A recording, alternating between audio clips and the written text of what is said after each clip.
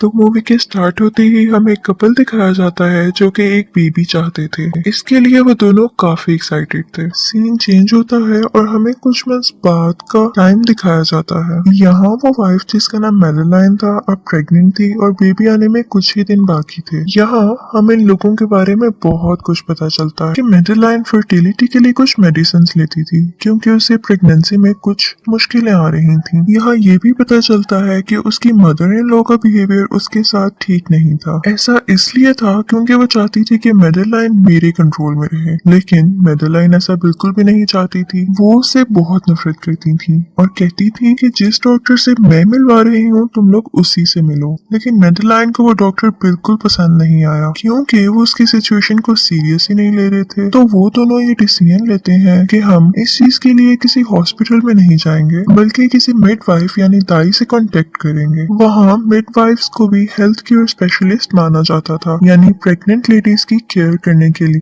उन्हें रखा गया था। लेकिन प्रोफेशनली वो डॉक्टर्स नहीं होती, जिस पर मैडेलाइन की मदर इन लॉ को बिल्कुल अच्छा नहीं लगता। वो उससे कहती है कि ये सीरियस सिचुएशन है तो तुम्हें हॉस्पिटल ही जाना चाहिए, लेकिन फिर भी वो एक मिडवाइफ को हायर कर लेती है। उसका हस्बैंड भी उसे कहता है कि तुम थोड़ा सोच लो, लेकिन मैडेलाइन उसे समझा देती है कि कुछ नहीं होता। वो मिडवाइफ भी उनसे कहती है कि आप परेशान नहीं हो, मैं इस काम में बहुत प्रोफेशनल हूँ और आप लोगों को कोई मसला नहीं होगा और बेबी ठीक से आ जाएगा। उनके घर एक बिल्ली यानी कैट भी थी, लेकिन वो चूहों का बहुत शिकार करती थी। ये बात उनको बिल्कुल भी अच्छी नहीं लगती थी क्योंकि वो उसे अच्छा खाना जो ऑलरेडी देते थे। एक दिन डिनर के बाद मैडेलाइन की चेस्ट में दर्द होने लगा। उसका हस्बैंड परेशान हो जाता है और उसे हॉस्पिटल लेकर आता है। वहाँ जो डॉक्टर उन्हें डील करता है वो उनकी मदर इन लॉ का जानने वाला होता है और वो मैडेलाइन को बिल्कुल ठीक नहीं लगता और सरप्राइजिंगली वो उसके हस्बैंड को भी अच्छा नहीं लगता। वो दोनों अपना ट्रीटमेंट यानी इलाज करवाने से उसे मना करते हैं, लेकिन वो नहीं सुनता। यहाँ पर उसका हस्बैंड उस मिडवाइफ को कॉल करता है। यहाँ हमें ये भी बात पता चलती है कि मैडेलाइन की मदर इन लॉ उससे इतनी नफरत करती थी कि वो उसे मरवा भी सकती थी। मैडेलाइन को इस बात का कुछ अंदाजा तो था ही,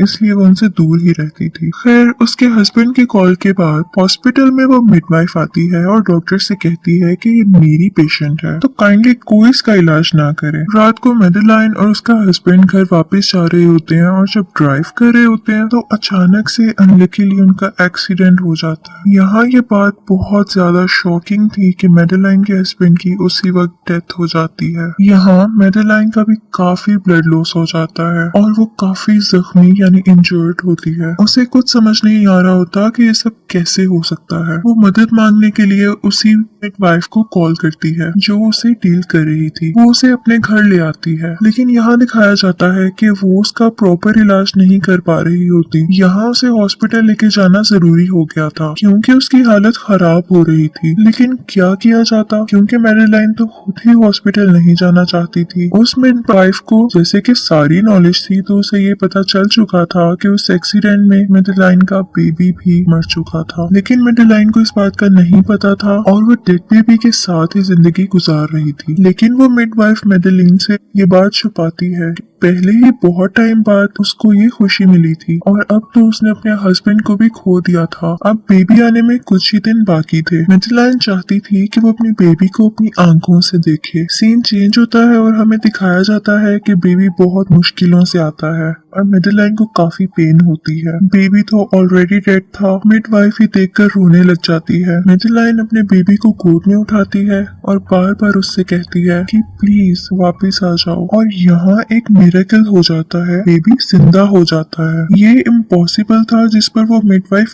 काफी ज्यादा हैरान हो जाती है। मैडेलाइन अपने बेबी को देखकर मुस्कुराती है और उस बच्ची का नाम ग्रेस रखती है। वो मिडवाइफ जानती थी कि बेबी तो काफी दिन से डेड था तो उसको ये सब ठीक नहीं लग रहा होता, इसलिए वो खुद मैडेलाइन से कहती है कि तुम्हें हॉस्पिटल जाना चाहिए। वो कहती है कि तुम अपना और बेबी का टेस्ट करवाओ। मैडेलाइन नहीं मानती और ना ही अपनी मदर इन लॉ से कोई हेल्प मांगती है। अब कहानी कुछ महीने आगे की दिखाई जाती है जहाँ मैडेलाइन अपने घर में रहती और ग्रेस को पाल रही थी। दूसरी तरफ उसकी मदर इन लॉ यानी उसके हस्बैंड की मदर दिखाई जाती है जो कि अपने बेटे को खोने के बाद काफी ज्यादा अपसेट और दुखी थी। उनके दिल में मेडेलाइन के लिए नफरत और भी बढ़ गई थी। वो काफी ज्यादा वियर्ड थी। वो अपने बेटे को खोने के बाद मेंटली तौर पर काफी ज्यादा अपसेट हो गई थी, इसलिए वो भी एक बच्चे को पालना चाहती थी और ऑब्वियसली वो यही चाहती थी कि वो अपनी ग्रैंड डॉटर को अपने पास ले आए। उसके दिमाग पर गहरा असर हो गया था और वो अपनी ग्रैंड डॉटर को पाने के लिए बहुत ट्राइज करती है। दूसरी तरफ मेडेलाइन दिखाई जाती है जो कि काफी ज्यादा मेंटली तौर पर वीक हो गई थी। दूसरे सीन में हम देखते हैं कि वो ग्रेस के हेयर ब्रश कर रही होती है, लेकिन वो काफी ज्यादा खोई हुई होती है और हेयर ब्रश में ग्रेस के काफी ज्यादा बाल टूट कर आ जाते हैं, जिसकी वजह से ग्रेस का सर जख्मी हो जाता है। जब वो ग्रेस को नहला रही होती है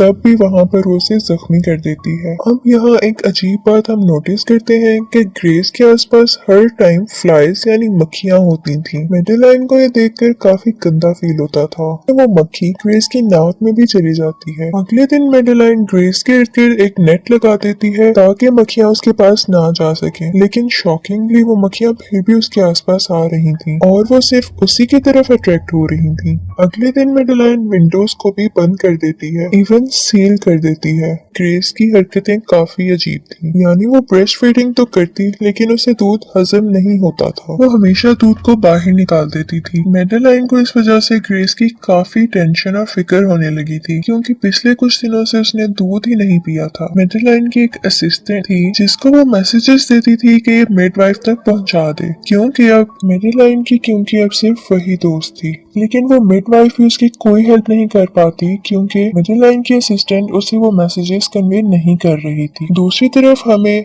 मेडेलाइन की मदर इन लॉ दिखाई जाती है जो कि उससे अपनी ग्रैंड डॉटर छीनने की प्लानिंग कर रही थी। अब मेडेलाइन के दिल में ये डर बैठ गया था कि अगर वो हॉस्पिटल जाएगी तो डॉक्टर्स उससे उसकी बेटी ग्रेस छीन लेंगे। इसी डर की वजह से वो सारा दिन और सारी रात अपने घर में ही रहती थी। कुछ टाइम बाद जब वो अपनी बेटी ग्रेस को फीड कर रही होती है तो वो नोटिस करती है कि ग्रेस दूध पीने की बजाय जख्मी कर रही होती है और खून पीती है। मेडेलाइन ये चीज नोटिस करती है लेकिन इस बात को इग्नोर कर देती है क्योंकि वो अपनी बेटी से बहुत ज्यादा प्यार करती थी। वो उसे खोना नहीं चाहती थी, इसलिए वो उसे खुद को जख्मी करने देती थी। यहाँ पर लेकिन उसे ये डाउट हो चुका था कि ग्रेस नॉर्मल बच्चों की तरह बिहेव बिल्कुल नहीं कर रही और उसकी भूख दूध से खत्म नहीं होती, लेकिन खून उसे रास आ रहा था और उसका पेट खून पीने के बाद भर रहा था और अपने प्यार की खातिर वो उसे जख्मी करने देती थी। इसके बाद हम नोटिस करते हैं कि ग्रेस से काफी अजीब स्मेल आने लगती है। हालांकि कई बार मेडेलाइन ने उसे नहलाया लेकिन वो बैड स्मेल उससे नहीं जाती थी और मक्खियां भी उसके पास से नहीं हटती थी। अगले दिन मेडेलाइन जब मार्केट में होती है तो उसकी नजर कच्चे मीट पर पड़ती है। उसके जहन में ये बात थी कि ग्रेस खून पीती है, तो उसे ख्याल आता है कि क्यों ना ये मीट ले लिया जाए और इसके खून से ग्रेस की भूख मिट सके। घर आकर वो मीट से सारा खून निकाल लेती है और एक फीडर में फिल कर देती है। लेकिन ग्रेस यहाँ भी एक अजीब हरकत करती है, उसे जानवरों का खून रास नहीं आता और फिर से वो उल्टियां करने लगती है, जिससे उसकी मॉम मेडेलाइन समझ आती है कि ग्रेस सिर्फ इंसानों का खून ही पी सकती है।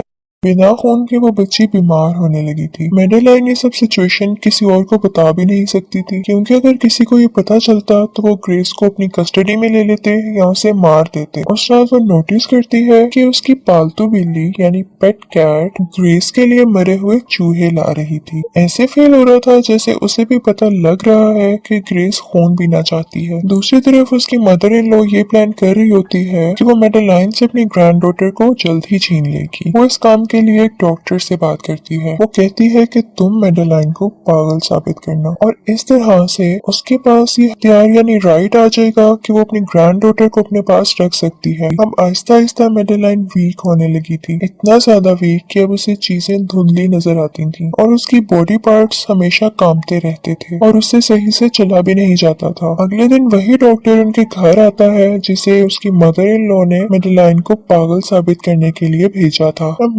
मेडेलाइन की हालत तो पहले ही ऐसी थी जिसको देखकर ये लग रहा था कि वो बहुत बीमार है। वो खुद भी डॉक्टर से हेल्प मांगती है लेकिन वो उसे ग्रेस या अपने जख्मों के बारे में कुछ भी सच नहीं बताती। डॉक्टर मेडेलाइन को इंजेक्शन लगाता है, तभी ग्रेस रोने लगती है और डॉक्टर उसकी अजीबोगरीब और खौफनाक आवाज सुन लेता है। डॉक्टर को इतनी छोटी बच्ची की इतनी अजीब आवाज सुन के काफी अजीब लगता है और वो मेडेलाइन के मना करने के बावजूद ग्रेस को देखने के लिए चला जाता है। इसी दौरान मेडेलाइन डॉक्टर के सिर पर हिट करती है और वो वहीं पर गिर जाता है। मेडेलाइन को फौरन एक ख्याल आता है कि शायद वो इस डॉक्टर का खून ग्रेस को पिला सकती है। वो एक सीजर से उसकी बॉडी काटती है और फीडर को उसके ब्लड से भर लेती है। वो खून ग्रेस को वो पिलाने लगती है। यहाँ पर दिखाया जाता है कि ग्रेस वो खून बहुत मजे से पी रही होती है। मेडेलाइन डॉक्टर की डेड बॉडी को वॉशरूम में छुपा देती है। अब हालात बहुत बिगड़ चुके थे। मेडेलाइन अपनी बेटी को लेकर बहुत ऑब्सेस यानी उसके प्यार में पागल हो चुकी थी। दूसरी तरफ उसकी मदर इन लॉ अपनी ग्रैंड डॉटर के लिए तैयारियां कर रही होती है। उसने तो एक बेबी रूम भी बना लिया था और उसके लिए मिल्क भी तैयार कर लेती है। उसे पूरा यकीन था कि उसका भेजा गया डॉक्टर ये काम पूरा करके आएगा और वो अपनी ग्रैंड डॉटर को हासिल कर लेगी। लेकिन काफी टाइम गुजर जाने के बाद जब डॉक्टर नहीं आता तो वो खुद मेडेलाइन के घर जाती है। उस वक्त मेडेलाइन डॉक्टर की डेड बॉडी को छुपाने में बिजी थी और तभी वो मदर इन लॉ आ जाती है और ग्रेस को और एक हैमर को उठा लेती है। मेडेलाइन जब आकर देखती है तो उसे पता चल जाता है कि ग्रेस अपनी जगह पर नहीं है। सीढ़ियों पर वो अपनी मदर इन लॉ को देखती है जो कि ग्रेस को उठाकर लेके जा रही थी। मेडेलाइन उससे रिक्वेस्ट करती है कि मुझे मेरी बेटी वापस दे दो, लेकिन वो नहीं मानती। वो हैमर से मेडेलाइन के सर पर हिट कर देती है जिसकी वजह से मेडेलाइन जमीन पर गिर जाती है, लेकिन वो मरी नहीं होती और जैसे ही वो मेडेलाइन के करीब आती है तो मेडेलाइन उसका गला काट देती है और उसी हैमर से उसका सर फाड़ देती है। उसी टाइम वो मिडवाइफ भी वहाँ पर आ जाती है क्योंकि उससे मेडेलाइन की काफी फिक्र हो रही थी। वो अपनी आंखों से ये सब कुछ विटनेस कर लेती है यानी देख लेती है। फिर मूवी के एंडिंग सीन में हम ये देखते हैं कि वो मिडवाइफ अपने ट्रेलर में कहीं जा रही होती है। उसके साथ मेडेलाइन की कैट भी थी और मेडेलाइन भी थी जो कि बहुत वीक हो चुकी थी और अब ग्रेस के दांत भी आ रहे थे। अब वो सिर्फ खून ही नहीं बल्कि इंसानी मीट को भी खाने लगी थी और वो मिडवाइफ इस काम में हेल्प किया करती ताकि ग्रेस को खून मिलता रहे। लास्ट में हमें दिखाया जाता है कि ग्रेस ने अब मेडेलाइन की बॉडी को भी खाना शुरू कर दिया था और अब ये बात तो 100% पॉसिबल थी कि वो अपना पेट भरने के लिए बाकी लोगों को भी मारकर खाएगी।